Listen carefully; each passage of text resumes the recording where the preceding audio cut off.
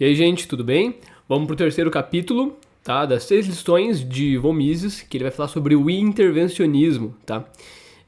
Bom, se você não acredita que o IPCA é a real inflação desse país, esse livro vai servir muito bem para você. Sugiro que você continue a escutar, tá? Como um audiobook e me acompanhar aqui na leitura. Se você acredita em tudo que o governo te fala e não tá nem aí para a escola austríaca, fecha o vídeo, vai fazer outra coisa. Mas vamos lá. Capítulo 3, terceira lição, o intervencionismo. Diz uma frase famosa, muito citada: o melhor governo é o que menos governa. Esta não me parece uma caracterização adequada das funções de um bom governo. Compete a ele fazer todas as coisas para as quais ele é necessário e para as quais foi instituído. Tem o dever de proteger as pessoas dentro do país contra as investidas violentas e fraudulentas de bandidos, bem como de defender o país contra inimigos externos.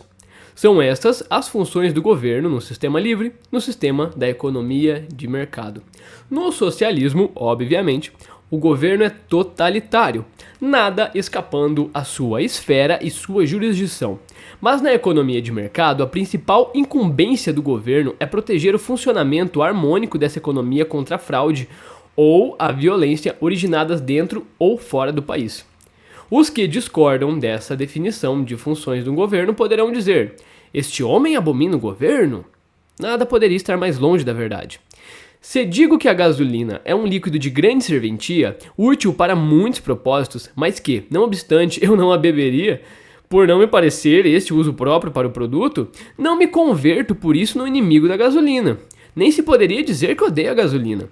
Digo apenas que ela é muito útil para determinados fins, mas inadequada para outros. Se digo que é dever do governo prender assassinos e demais criminosos, mas que não é seu dever abrir estradas ou gastar dinheiro em inutilidades, não quer dizer que eu odeie o governo apenas por afirmar que ele está qualificado para fazer determinadas coisas, mas não está para outras. Já disse que, nas condições atuais, não temos mais uma economia de mercado livre. O que temos nas condições presentes é algo que se dá o nome de economia mista. E como provas da efetividade dessa nossa economia mista, apontam-se as muitas empresas de que o governo é proprietário e gestor. A economia mista disse porque em muitos países determinadas instituições, como as companhias de telefone, telégrafo, as estradas de ferro, são de posse do governo e administradas por ele. Não há dúvida de que algumas dessas instituições e empresas são geridas pelo governo. Mas esse fato não é suficiente para alterar o caráter do nosso sistema econômico. Nem sequer significa que tenha instalado um pequeno socialismo no âmago do que seria, não fosse a intrusão dessas empresas de gestão governamental. A economia de mercado livre e não socialista. Isso porque o governo, ao dirigir essas empresas, está subordinado à supremacia do mercado, o que significa que está subordinado à supremacia dos consumidores.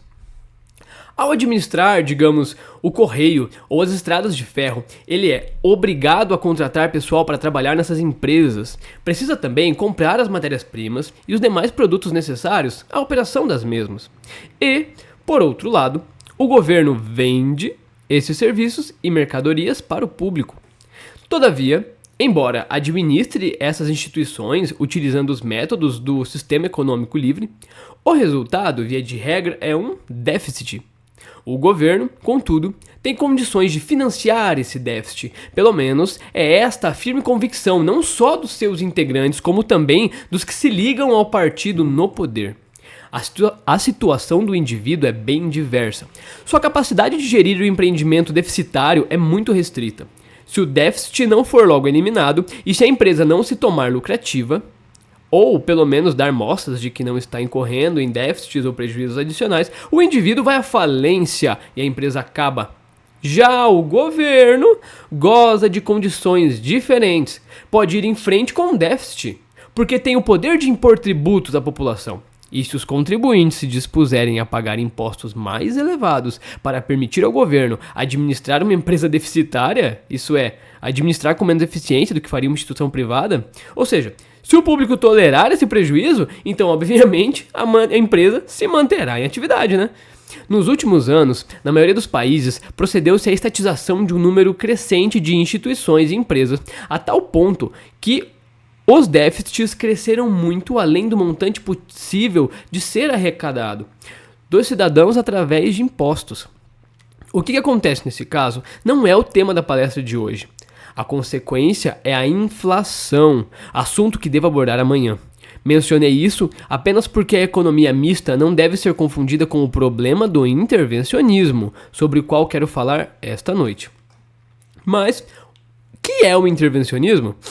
O intervencionismo significa a não restrição por parte do governo de sua atividade em relação à preservação da ordem, ou como se costumava dizer 100 anos atrás, em relação à produção da segurança. O intervencionismo revela um governo desejoso de fazer mais, desejoso de interferir nos fenômenos de mercado. Alguém que discorde, afirmando que o governo não deveria intervir nos negócios, poderá ouvir, com muita frequência, a seguinte resposta: mas o governo sempre interfere necessariamente. Se há policiais nas ruas, o governo está interferindo. Interfere quando há um assaltante, rouba uma loja ou quando evita que alguém furte um automóvel. Mas quando falamos de intervencionismo e definimos o significado do termo, referimos-nos à interferência governamental no mercado. Abre aspas, que o governo e a polícia se encarreguem de proteger os cidadãos e entre eles os homens de negócio e, evidentemente, seus empregados, contra ataques de bandidos nacionais ou do exterior. É efetivamente uma expectativa normal e necessária, algo a se esperar de qualquer governo. Essa proteção não constitui uma intervenção, pois a única função legítima do governo é precisamente produzir segurança. Quando falamos de intervencionismo, referimos-nos ao desejo que experimenta o governo de fazer mais que impedir assaltos e fraudes. O intervencionismo significa que o governo não somente fracassa em proteger o funcionamento harmonioso da economia de mercado, como também interfere em vários fenômenos de mercado. Interfere nos preços, nos padrões salariais, nas taxas de juro e de lucro. O governo quer interferir com a finalidade de obrigar os homens de negócio a conduzir suas atividades da maneira diversa da que escolheram, caso tivessem de obedecer apenas aos consumidores. Assim, todas as medidas de intervencionismo governamental têm por objetivo restringir a supremacia do consumidor. O governo quer arrogar para si mesmo o poder, ou pelo menos parte do poder, que na economia de mercado livre pertence aos consumidores. Consideremos um exemplo de intervencionismo bastante conhecido em muitos países e experimentado vezes sem conta por inúmeros governos, especialmente em tempos de inflação. Refiro-me ao controle de preços. Em geral, os governos recorrem ao controle de preços depois de terem inflado a oferta da moeda e de a população ter começado a se queixar do decorrente aumento de preços. Olha só. Há muitos e famosos exemplos históricos do fracasso de métodos de controle de preços, mas mencionarei apenas 2, porque em ambos os governos foram de fato extremamente energéticos ao impor ou tentar impor seus controles de preço. O primeiro exemplo famoso é o caso do imperador romano Diocleciano, notório como o último imperador romano a perseguir os cristãos. Na segunda metade do século III, os imperadores romanos dispunham de um único método financeiro: desvalorizar a moeda corrente por meio de sua adulteração. Nessa época primitiva, anterior à invenção da máquina impressora, até a inflação era, por assim dizer, primitiva. Envolvia o enfraquecimento do teor da liga metálica com que se cunhavam as moedas, especialmente as de prata. O que o governo fazia? Ele misturava as pratas em quantidades cada vez maiores de cobre, até que a cor das moedas se alterou e o peso se reduziu consideravelmente.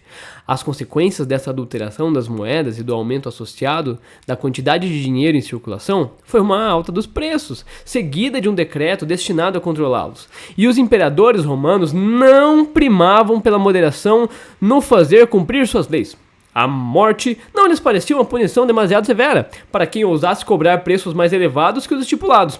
Conseguiram impor o controle de preços, mas foram incapazes de preservar a sociedade. A consequência foi a desintegração do Império Romano e do sistema de divisão do trabalho.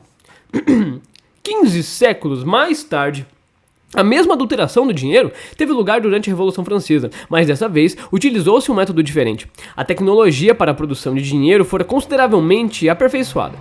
Os franceses já não precisavam recorrer à adulteração da liga metálica empregada na cunhagem das moedas. Tinham a máquina impressora e essa era extremamente eficiente. Mais uma vez, o resultado foi uma elevação de preços sem precedentes, mas na Revolução Francesa, os preços máximos não foram garantidos através do mesmo método de aplicação da pena capital de que se lançara mão o imperador Diocleciano. Produzira-se um aperfeiçoamento também na técnica de matar os seus cidadãos. Todos se lembram do famoso Dr. J.L.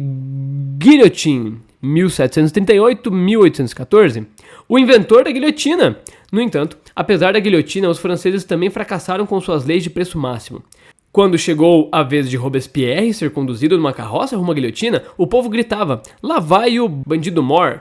Se menciono esse fato, é porque é comum ouvir: "O que é preciso para dar eficácia, à eficiência, ao controle de preços é apenas uma maior implacabilidade e maior energia". Ora, Diocleciano foi indubitavelmente implacável, como também o foi a Revolução Francesa. Não obstante, as medidas de controle de preço fracassaram por completo em ambos os casos. Analisaremos agora as razões desse fracasso. O governo ouve as queixas do povo de que o preço do leite subiu. E o leite é, sem dúvida, muito importante, sobretudo para a geração de crescimento, para as crianças. Por conseguinte, estabelece um preço máximo para esse produto. O preço máximo que é inferior ao que seria o preço potencial de mercado. Então, o governo diz: "Estamos certos de que fizemos tudo o que era preciso para permitir aos pobres a compra de todo o leite de que necessitam para alimentar os filhos". Que bacana! Mas o que acontece? Por um lado, o menor preço do leite provoca o aumento da demanda do produto. Pessoas que não tinham meios de comprá-lo a um preço mais alto podem agora fazê-lo ao preço reduzido por decreto oficial, beleza? Por outro lado, parte dos produtores de leite, aqueles que estão produzindo a custos mais elevados, isso é, produtores marginais, começam a sofrer prejuízos, visto que o preço decretado pelo governo é inferior aos custos do produto. Esse é o ponto crucial na economia de mercado. O empresário privado, o produtor privado, não pode sofrer prejuízo no cômputo final de suas atividades. E como não pode ter prejuízo com leite, ele restringe a venda do produto para o mercado. Pode vender algumas vacas para o matadouro, ele pode, em vez de leite, fabricar e vender derivados do produto, coalhada, manteiga ou queijo. A interferência do governo no preço do leite redunda, pois, em menor quantidade do produto do que havia antes, redução que é concomitante a uma ampliação da demanda. Algumas pessoas dispostas a pagar o preço decretado pelo governo não conseguirão comprar leite. Outro efeito é a precipitação de pessoas ansiosas por chegarem em primeiro lugar às lojas. São obrigadas a esperar do lado de fora. As longas filas diante das lojas parecem sempre um fenômeno corriqueiro numa cidade em que o governo tenha decretado preços máximos para suas mercadorias que lhe pareciam importantes. Foi o que se passou em todos os lugares onde o preço do leite foi controlado. Por outro lado, isso foi sempre prognosticado pelos economistas. Obviamente, apenas pelos economistas sensatos, que, aliás, não são muito numerosos. Mas qual é a consequência do controle governamental de preços? O governo se frustra, pretendia aumentar a satisfação dos consumidores, mas, na verdade, descontentou-os. Antes da sua interferência, o leite era mais caro, mas era possível comprá-lo. Agora, a quantidade disponível é insuficiente. Com isso, o consumo total se reduz. As crianças passam a tomar menos leite e chegam a não mais tomá-lo. A medida que o governo recorre em seguida é o racionamento. Mas racionamento significa tão somente que algumas pessoas são privilegiadas e conseguem obter leite, enquanto outras ficam sem nenhum. Quem obtém e quem não obtém é obviamente algo sempre determinado de uma forma muito arbitrária. Pode ser estipulado, por exemplo, que crianças com menos de 4 anos de idade devem tomar leite, e aquelas com mais de 4, ou entre 4 e 6, devem receber apenas a metade da ração que as menores fazem jus. Faça o governo o que fizer, permanece o fato de que só há disponível uma menor quantidade de leite. Consequentemente, a população está ainda mais insatisfeita do que antes. O governo pergunta então aos produtores de leite, abre aspas, porque eles não têm imaginação suficiente para descobrir por eles mesmos, fecha aspas, por que não produzem a mesma quantidade que antes, produtores? Obtém a resposta, é impossível, uma vez que os custos de produção são superiores ao preço máximo fixado pelo governo. As autoridades se põem em seguida a estudar os custos dos vários fatores de produção, vindo a descobrir que um deles é a ração. Pois bem, diz o governo, o mesmo controle que impusemos ao leite vamos aplicar agora à ração. Determinaremos um preço máximo para ela e os produtores de leite poderão alimentar seu gado a preços mais baixos, com menor dispêndio. Com isso, tudo se resolverá. Os produtores de leite terão mais condições de produzir em maior quantidade e venderão mais. O que acontece nesse caso? Repete-se com a ração a mesma história acontecida com o leite. Como é fácil depreender, pelas mesmíssimas razões, a produção de ração diminui. As autoridades se veem novamente diante de um dilema. Nessas condições, providenciam-se novos interlocutores no intuito de descobrir o que há de errado com a produção de ração e recebem dos produtores de ração uma explicação idêntica ao que lhes fora fornecido pelos produtores de leite, de que sorte que o governo é compelido a dar um outro passo, já que não quer abrir mão do princípio de controle de preços. Ele determina preços máximos para os bens de produção necessários à produção de ração. E a mesma história, mais uma vez, se desenrola. Assim o governo começa a controlar não só o leite, mas também ovos, a carne, outros artigos essenciais e todas as vezes alcança o mesmo resultado. Por toda a parte a consequência é a mesma. A partir do momento em que fixa preços máximos para bens de consumo, vê-se obrigado a recuar no sentido dos bens de produção e a limitar os preços dos bens de produção necessários à elaboração daqueles bens de consumo com preços tabelados. E assim, o governo que começara com o controle de alguns poucos fatores, recua cada vez mais em direção à base do processo produtivo, fixando preços máximos para todas as modalidades de bens de produção, incluindo-se aí, evidentemente, o preço da mão de obra. Pois, sem controle salarial, o controle de custos efetuado pelo governo seria um contrassenso. Ademais, o governo não tem como limitar sua interferência no mercado apenas ao que se lhe afigura como bem de primeira necessidade. Leite, manteiga, ovos e carne. Precisa necessariamente incluir os bens de luxo, porquanto, se não limitasse seus preços, o capital e a mão de obra abandonariam a produção dos artigos de primeira necessidade e acorreriam à produção dessas mercadorias que o governo reputa supérfluas. Portanto, a interferência isolada no preço de um ou outro bem de consumo sempre gera efeitos, e é fundamental compreendê-lo, ainda menos satisfatórios que as condições que prevaleciam anteriormente. Antes da interferência, o leite e os ovos são caros, depois começam a sumir do mercado. O governo considerava esses artigos tão importantes que interferiu, queria torná-los mais abundantes, ampliar sua oferta. O resultado foi o contrário. A interferência isolada deu origem a uma situação que, do ponto de vista do governo, é ainda mais indesejável que a anterior, que se pretendia alterar. E o governo acabará por chegar a um ponto em que todos os preços, padrões salariais, taxa de juros, em suma, tudo que compõe o conjunto de sistema econômico é determinado por ele. E isso, obviamente, é socialismo. O que lhes apresentei aqui nessa explanação esquemática e teórica foi precisamente o que ocorreu nos países que tentaram impor preços máximos, países cujos governos foram teimosos o bastante para avançarem o seu passo a passo até a própria derrocada. Foi o que aconteceu na Primeira Guerra Mundial com a Alemanha e a Inglaterra. Analisaremos a situação que existia nesses dois países. Ambos experimentavam a inflação. Como os preços subiam, os dois governos impuseram controle sobre eles. Tendo começado apenas alguns preços, nada mais que leite e ovos, foram forçados a avançar cada vez mais. Mais a guerra se prolongava, maior se tornava a inflação. E após 3 anos de guerra, os alemães, de maneira sistemática, como é de seu estilo, elaboraram um grande plano. Chamaram-no de Plano Hindenburg. Naquela época, tudo na Alemanha que parecia bom ao governo era batizado de Hindenburg. O Plano Hindenburg estabelecia o controle governamental sobre todo o sistema econômico do país. Preços, salários, lucros, tudo. E a burocracia tratou imediatamente de pôr em prática todo esse plano. Mas antes de concluí-lo, veio a derrocada. O Império Alemão desintegrou-se, o aparelho burocrático esfacelou-se, a Revolução produziu seus efeitos terríveis. Tudo chegou ao fim. Os fatos na Inglaterra, inicialmente, ocorreram da mesma maneira. Mas, depois de algum modo, na primavera de 1917, os Estados Unidos entraram em guerra e abasteceram os ingleses com quantidades suficientes de tudo. Dessa forma, o caminho do socialismo, o caminho da servidão, foi obstado. Antes da ascensão de Hitler ao poder, o controle de preços foi mais uma vez introduzido na Alemanha pelo chanceler Brüning e pelas razões de costume.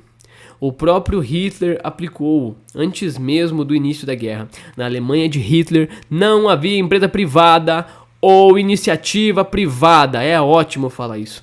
Na Alemanha de Hitler havia um sistema de socialismo que só diferia do sistema russo na medida em que ainda eram mantidos a terminologia e os rótulos de sistema de livre economia. Ainda existiam empresas privadas, como eram denominadas, mas o proprietário já não era o empresário. Chamavam-no de gerente ou chefe de negócios. Betriebsführer. Todo o país foi organizado numa hierarquia de Führers. Havia o Führer Supremo, obviamente Hitler, e em seguida uma longa sucessão de Führers, em ordem decrescente, até os Führer de último escalão. E assim, o dirigente de uma empresa era o Betriebsführer. O conjunto de seus empregados, os trabalhadores da empresa, era chamado por uma palavra que, na Idade Média, designara o séquito de um senhor feudal.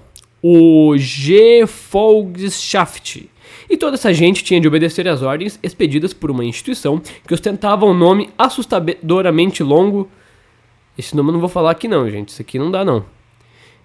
Entre aspas, é Ministério da Economia do Império. Vou colocar esse nome nos comentários, na descrição do vídeo, tá? A cuja frente estava o conhecido gorducho Göring, enfeitado de joias e medalhas. E era desse corpo de ministros, de nome tão comprido, que emanavam todas as ordens para todas as empresas. Olha que bacana. O que produzir, em que quantidade, onde comprar matérias-primas e quanto pagar por elas, a quem vender os produtos e a que preço. Os trabalhadores eram designados para determinadas fábricas e recebiam salários decretados pelo governo. Todo o sistema econômico era agora regulado em seus mínimos detalhes pelo governo. O Betriebsführer não tinha direito de se apossar dos lucros. Recebia o equivalente a um salário. E se quisesse receber uma soma maior, diria, por exemplo, estou muito doente, preciso me submeter a uma operação imediatamente, isso custará 500 marcos.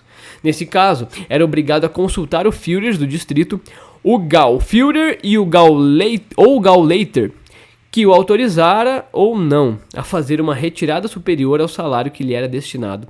Os preços já não eram preços, os salários que já não eram salários não passavam de expressões quantitativas no sistema de socialismo. Permitam-me agora contar-lhes como esse sistema entrou em colapso.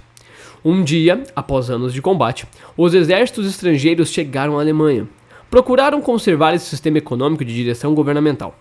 Mas para isso, teria sido necessária a brutalidade de Hitler. Sem ela, o sistema não funcionou. Enquanto isso acontecia na Alemanha durante a Segunda Guerra Mundial, a Grã-Bretanha fazia exatamente a mesma coisa. A partir do controle de preços de algumas mercadorias, o governo britânico começou, passo a passo, assim como Hitler procedera em tempo de paz, antes mesmo da deflagrada guerra, a controlar cada vez mais a economia, até que, por ocasião do término da guerra, tinham chegado a algo muito próximo do puro socialismo. A Grã-Bretanha não foi conduzida ao socialismo pelo governo do Partido Trabalhista, estabelecido em 1945. Ela se tornou socialista durante a guerra, ao longo do governo que tinha à frente como primeiro-ministro Sr. Winston Churchill. O governo trabalhista simplesmente mantinha o sistema de socialismo já introduzido pelo governo de Sir Winston Churchill, e isso a despeito da grande resistência do povo. As estatizações efetuadas na Grã-Bretanha não tiveram grande significado. A estatização do Banco da Inglaterra foi inócua, visto que essa instituição financeira já estava sob um completo controle governamental. E o mesmo se deu com a estatização das estradas de ferro e da indústria de aço. O socialismo de guerra, como era chamado, denotando o sistema de intervencionismo implantado passo a passo, já estatizaria praticamente todo o sistema. A diferença entre o sistema alemão e o sistema britânico não foi muito significativa, porquanto seus gestores tinham sido designados pelo governo.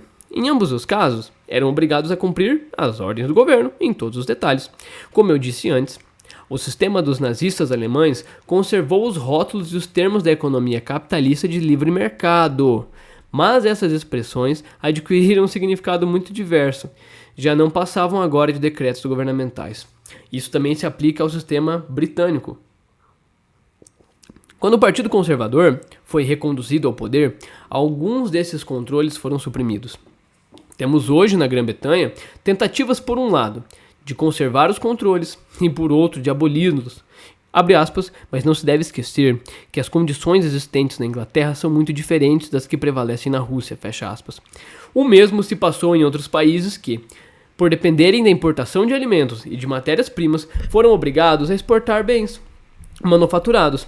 Em países profundamente dependentes do comércio de exportações, um sistema de controle governamental simplesmente não funciona.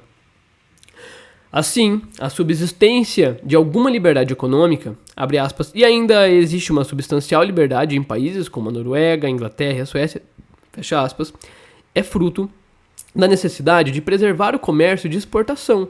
Aliás, se eu escolhi anteriormente o exemplo do leite, não foi por ter alguma predileção especial pelo produto, mas foi porque praticamente todos os governos, ou sua grande maioria, regulamentaram, nas últimas décadas, os preços do leite, dos ovos ou da manteiga. Quero lembrar em poucas palavras um outro exemplo, o do controle do aluguel.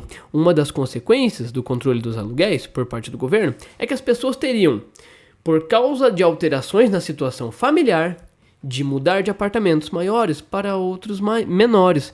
Já não fazem. Considere-se, por exemplo, um casal cujos filhos saíram de casa em outras cidades.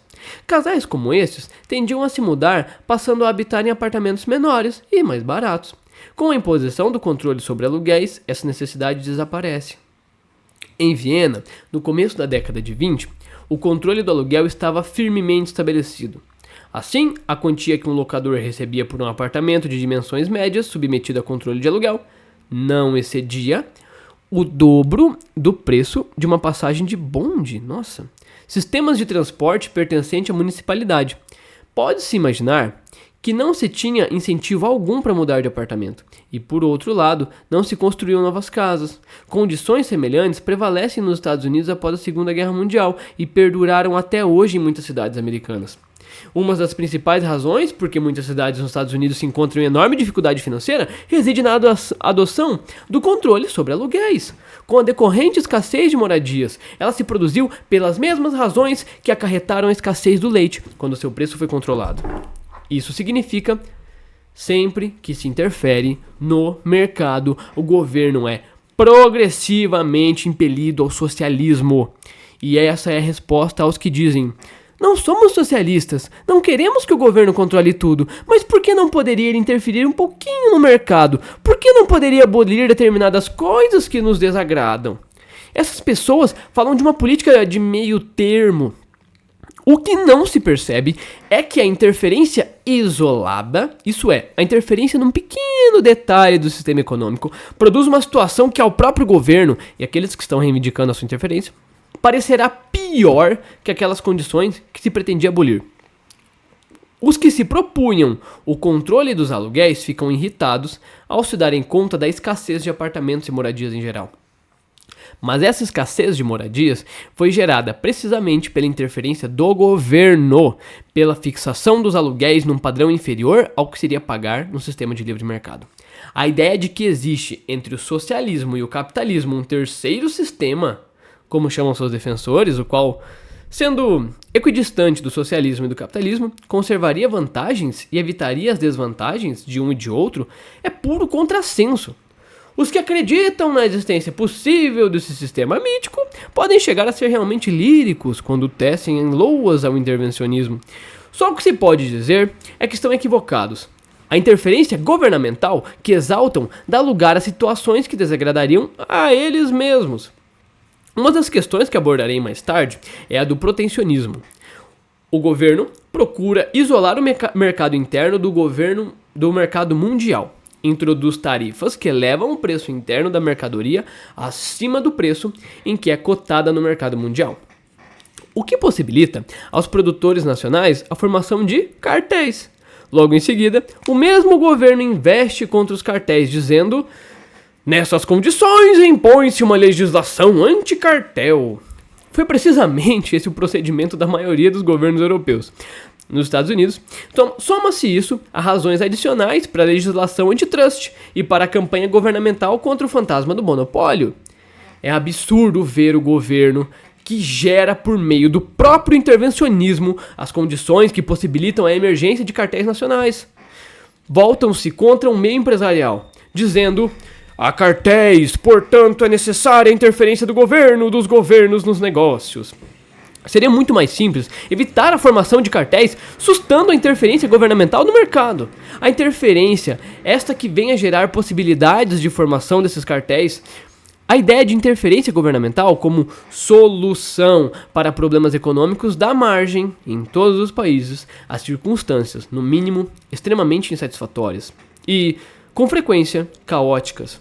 Se não for detido a tempo, o governo acabará por implantar o socialismo.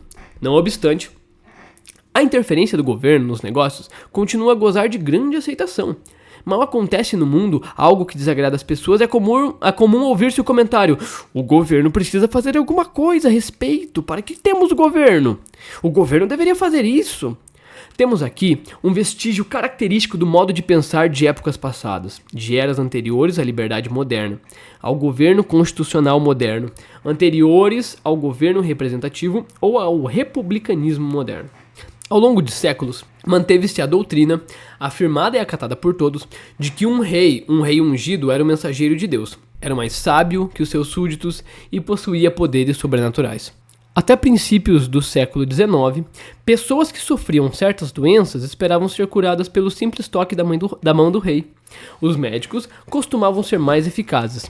Mesmo assim, permitiam aos seus pacientes experimentar o rei.